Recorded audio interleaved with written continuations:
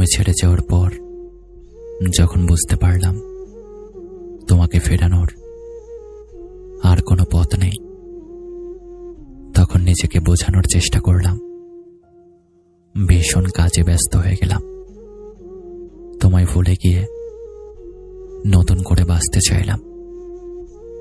কিন্তু জানো, এত চেষ্টার পরেও তোমাকে ভুলতে পারিনি। মাত্র কয়েক মিনিটের অবসর আবারও আমাকে মনে করিয়ে দেয় তুমি নামক মানুষটির কথা। যখন তোমার কথা মনে হয়, মুহূর্তে চোখের পাতা ভিজে যায়। নিজেই নিজেকে সান্ত্বনা দেই, আমার চোখে জল মানায় না।